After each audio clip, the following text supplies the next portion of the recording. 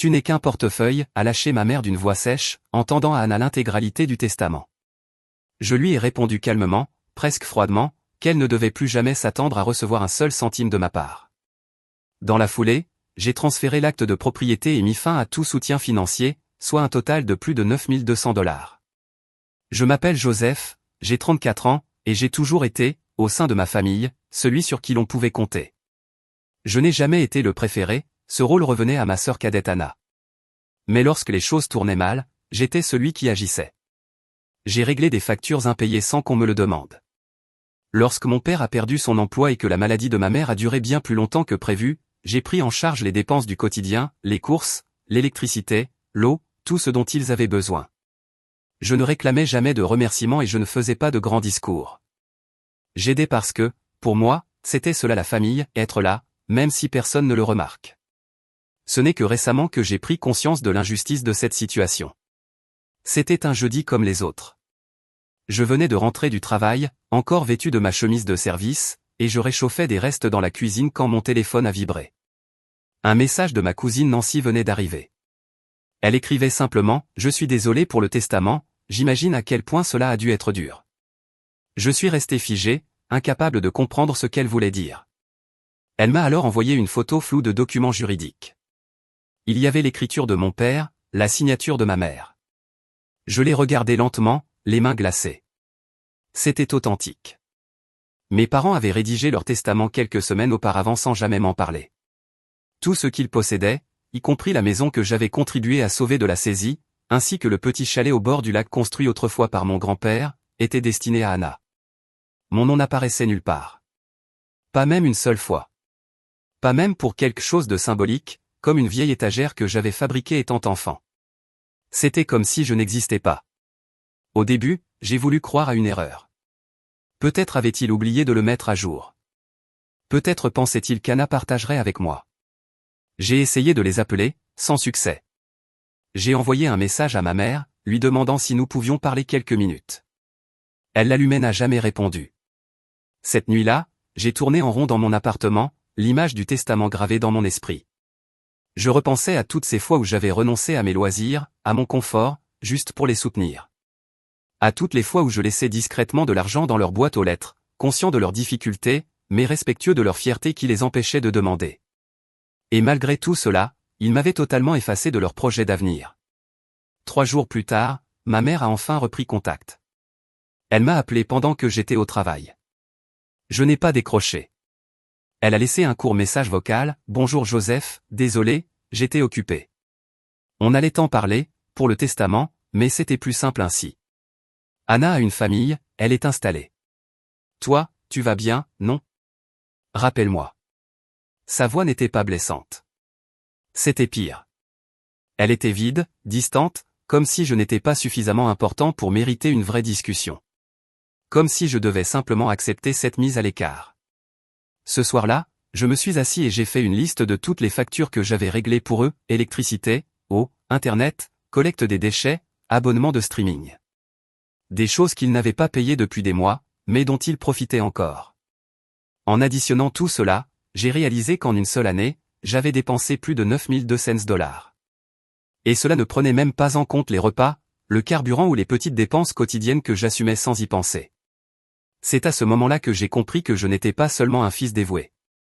J'étais devenu leur assistant silencieux, leur filet de sécurité, un plan de secours constant mais jamais reconnu. Je n'ai pas crié, je n'ai pas écrit de longs messages. J'ai simplement cessé d'agir. Discrètement. J'ai retiré ma carte bancaire de tous les paiements automatiques. J'ai résilié les abonnements. J'ai laissé les factures impayées parler d'elles-mêmes. Pendant un temps, le silence. Une semaine est passée. Puis une autre. Un lundi matin, mon téléphone a vibré à nouveau. Un message de ma mère. Aucun bonjour, aucun, comment vas-tu? Juste cette phrase, le courant va être coupé. Tu as oublié de payer encore? Le mot « encore » m'a blessé plus que je ne l'aurais cru. Comme si cela avait toujours été mon rôle. Comme si j'avais échoué dans une mission dont je n'avais jamais accepté le fardeau. Je suis resté longtemps à regarder ce message. J'ai envisagé d'écrire une réponse longue, claire, peut-être cinglante. Finalement, je me suis contenté d'un seul mot, non. Puis j'ai bloqué son numéro. Cela n'a pas mis fin aux tentatives. Elle a essayé de m'appeler depuis le téléphone de mon père, puis celui d'Anna. Même des personnes que je n'avais pas vues depuis des années ont commencé à m'envoyer des messages comme si de rien n'était. Je les ai tous ignorés. Très vite, ma boîte de réception s'est remplie de messages culpabilisants. Certains disaient, tu sais, il traverse une période difficile. D'autres, ce n'est pas toi, Joseph. Une vraie famille ne tourne pas le dos. L'un d'eux a même conclu par, ne sois pas excessif. Mais aucun d'entre eux ne connaissait la vérité. Aucun n'avait entendu ma mère me dire que je m'en sortais bien, comme si, parce que j'avais réussi, je ne méritais plus ni attention, ni compassion. Comme si, à partir du moment où je n'avais plus besoin d'aide, ils avaient cessé de me considérer comme leur fils pour ne voir en moi qu'une ressource. Pas une personne. Mais à leurs yeux, je n'étais rien d'autre qu'un outil, quelque chose d'utile, facile à remplacer. Environ 2 semaines après avoir bloqué le numéro de ma mère, j'ai reçu un message vocal d'Anna.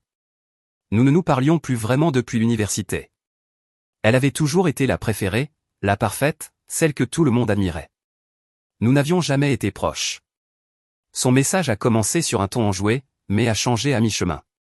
Elle disait, « Salut Joseph, j'ai entendu dire qu'il y avait eu une sorte de malentendu. Maman et papa sont dans une situation compliquée en ce moment, et je me suis dit que tu pourrais peut-être être gentil et les aider un peu. Moi, je suis débordé avec les enfants, tu comprends. Bref, ils ont besoin que l'eau soit remise en service. Je leur ai dit que tu t'en occuperais. » Je n'ai pas répondu. Mais ce qui m'est resté en tête, c'est cette phrase, je leur ai dit que tu t'en occuperais. Ce n'était pas une question. Elle ne me demandait pas. Elle affirmait comme si tout était déjà décidé. C'est à ce moment-là que j'ai enfin compris ce qui se passait réellement. Il ne s'agissait pas seulement du fait qu'ils traitaient Anna mieux que moi. C'est qu'ils croyaient sincèrement que ma seule raison d'être était de régler leurs problèmes. Que quoi qu'ils fassent, ou ne fassent pas, je serai toujours là pour réparer les dégâts. Que je continuerai à payer les factures, à effacer les erreurs, parce que c'est ce que j'avais toujours été à leurs yeux. Pas un vrai fils. Pas quelqu'un d'égal. Juste un support, un outil. Alors j'ai décidé que c'en était fini. Mais je ne comptais pas envoyer de longs messages ou me justifier encore une fois. Je ne ferai plus de sacrifices. Cette fois-ci, j'avais un autre plan. Et il a commencé par une visite discrète au bureau des archives du comté.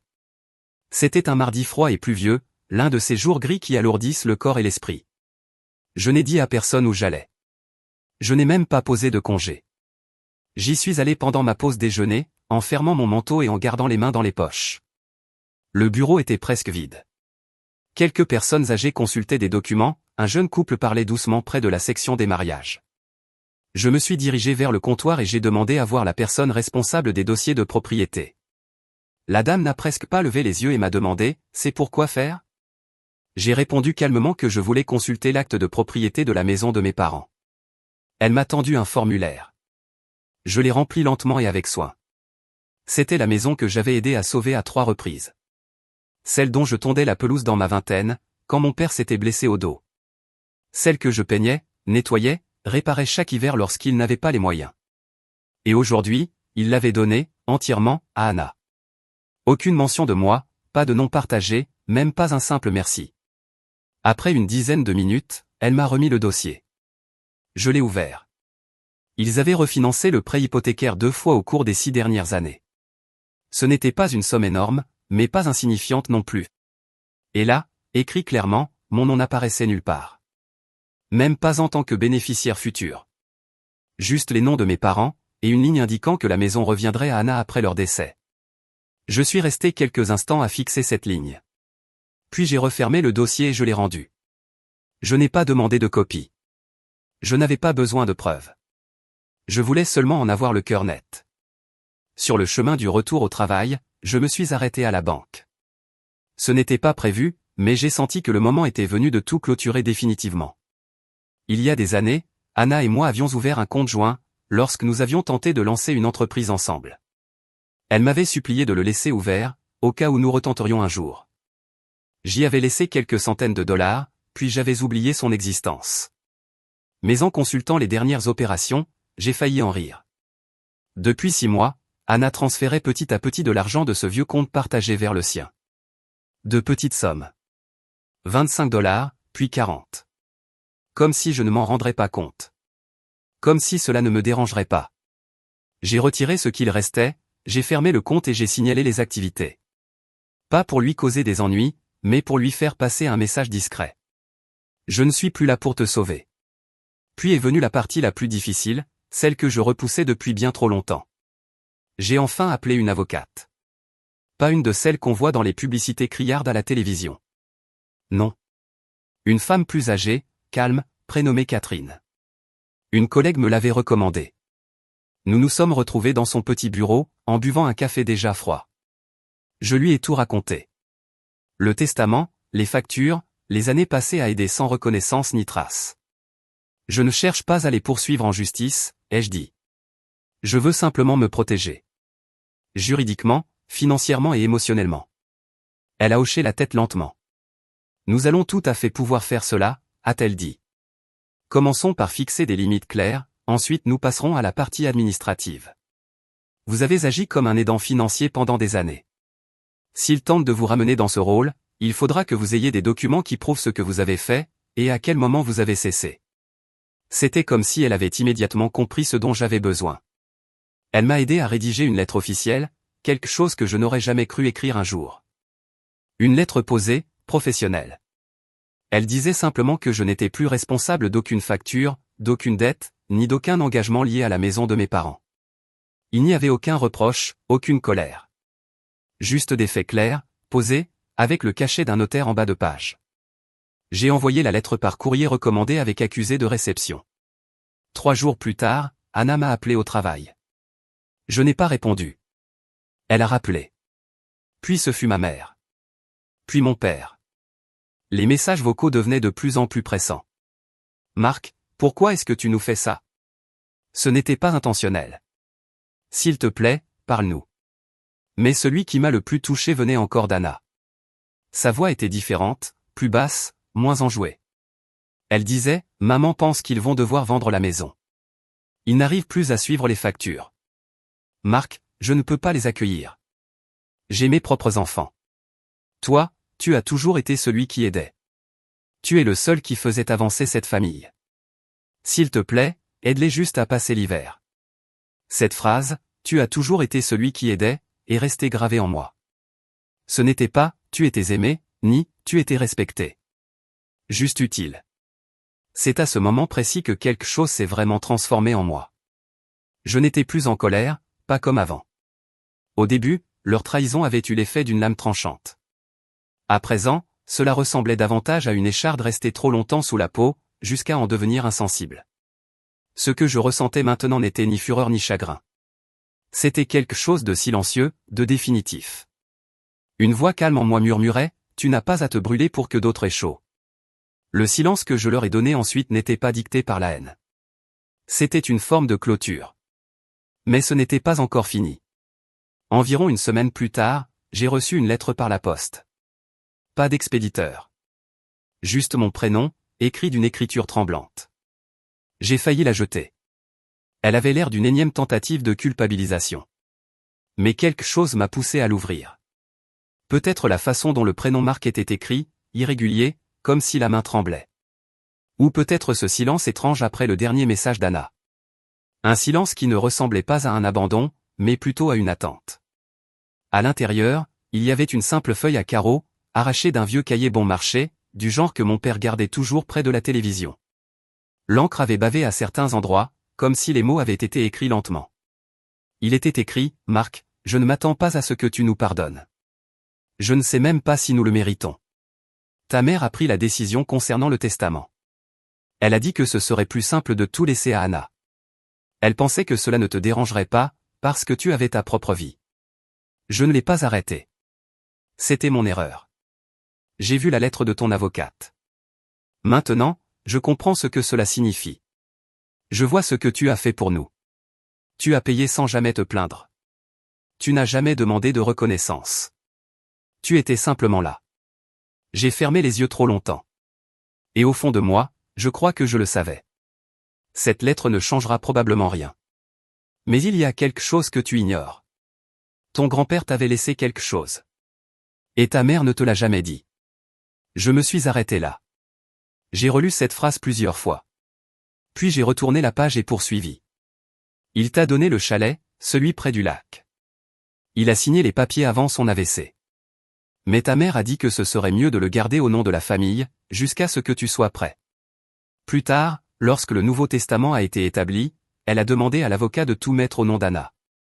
Je ne l'ai pas arrêté. C'était encore mon erreur. Mais le chalet n'a jamais été à elle. J'ai gardé une copie des documents originaux. Elle est dans le grenier, dans la boîte en métal derrière l'isolant. Fais-en ce que tu veux. Je ne m'attends pas à une réponse. Je suis désolé. Papa. Je suis resté assis dans ma voiture garée pendant près d'une heure après ça. La lettre reposait sur le volant. Mes mains étaient immobiles. Le moteur était éteint. Tout autour de moi semblait étrangement silencieux. Je n'étais pas en colère. Mon cœur ne battait pas plus vite. Je ne tremblais pas. Je me sentais juste, calme. Étonnamment lucide. Soudain, tous les petits détails prenaient sens. Les documents manquants. La façon dont maman changeait toujours de sujet quand quelqu'un mentionnait le chalet. Ce Noël-là, quand Anna avait lancé nonchalamment, ce sera parfait pour rénover la maison au bord du lac une fois tout réglé. À l'époque, je pensais qu'elle parlait d'un avenir lointain. Mais manifestement, elle croyait déjà que cela lui appartenait. Le grenier. La boîte en métal derrière l'isolant. J'ai pris la route directement vers la maison. Celle que j'avais visitée 1000 fois. Elle était exactement pareille. Banale, silencieuse, inchangée. Une vieille chaise longue traînait près du porche, penchée comme si personne ne l'avait touchée depuis des semaines. Les stores étaient fermés, mais j'ai remarqué une lumière de couloir encore allumée. Et à travers un petit interstice, je n'ai pas frappé. J'avais toujours la clé de secours. Bien sûr que je l'avais. À l'intérieur, l'air sentait le vieux café et la poussière. Cette odeur qui colle aux souvenirs d'enfance, peu importe le temps écoulé. La maison était vide. Était-ce la chance ou le destin? Peu importe. Je suis monté lentement à l'étage. La lettre toujours dans ma poche. La trappe du grenier grinçait comme si elle n'avait pas été ouverte depuis des années. J'ai tiré l'échelle en bois et grimpé dans la chaleur figée de l'étage supérieur. C'était exactement comme dans mes souvenirs. Poussiéreux. Oublié. Rempli de cartons, de décorations, de vieilles choses que personne n'utilisait plus. L'isolant se trouvait dans le coin du fond, près de la cheminée.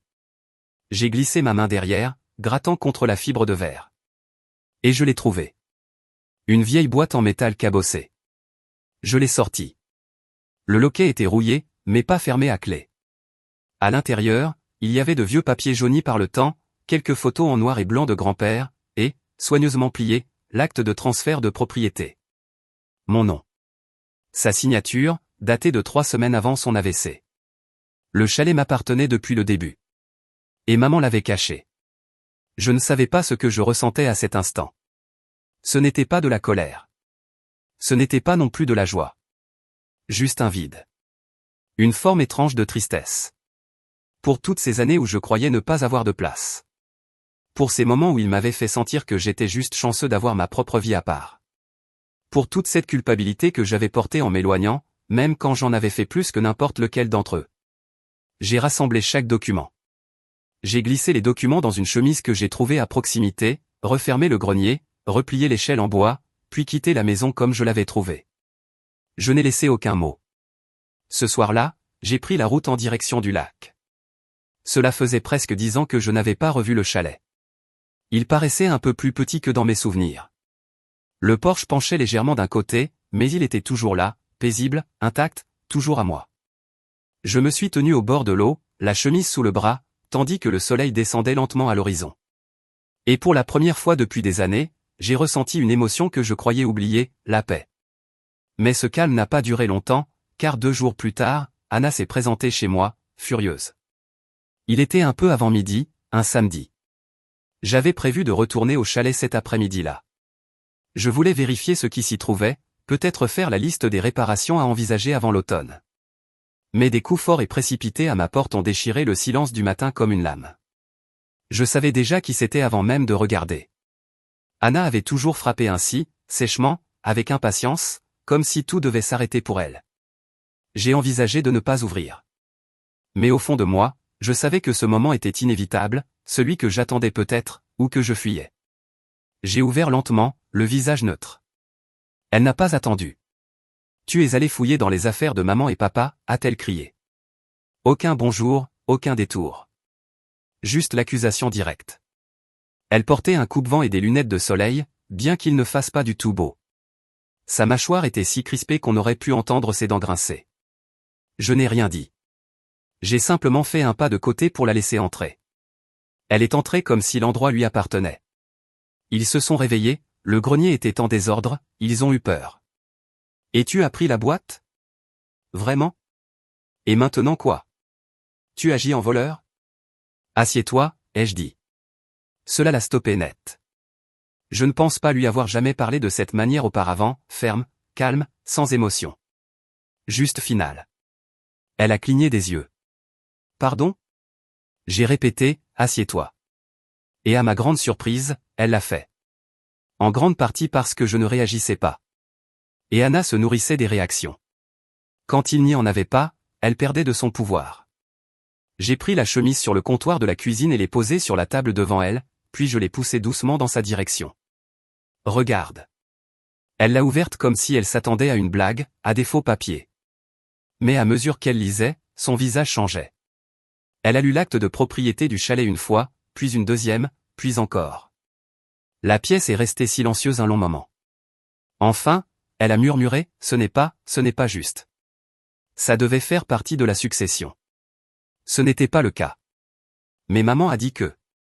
Oui, les jeux interrompus, maman dit beaucoup de choses. Sa tête s'est relevée brusquement. Je me suis penché, les mains croisées sur la table. Grand-père m'a donné le chalet.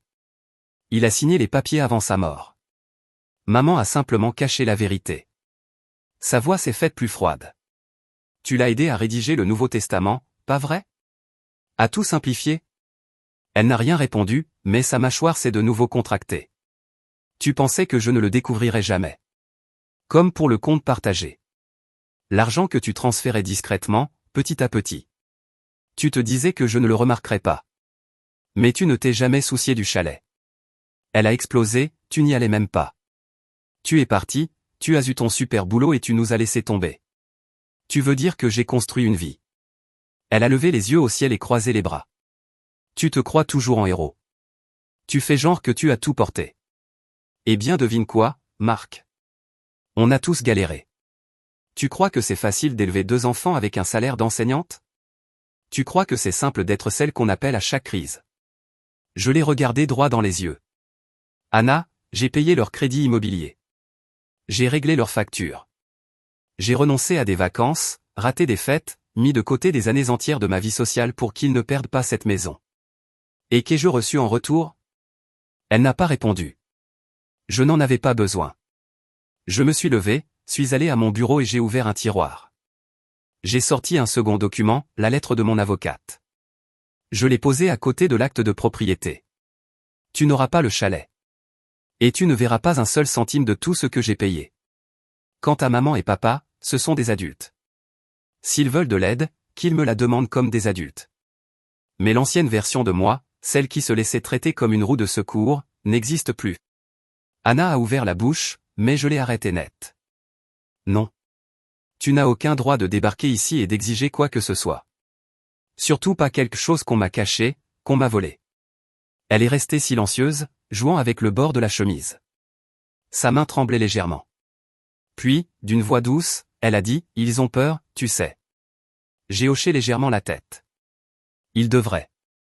Ils risquent de perdre la maison. Drôle comme les choses tournent. Sa voix tremblait.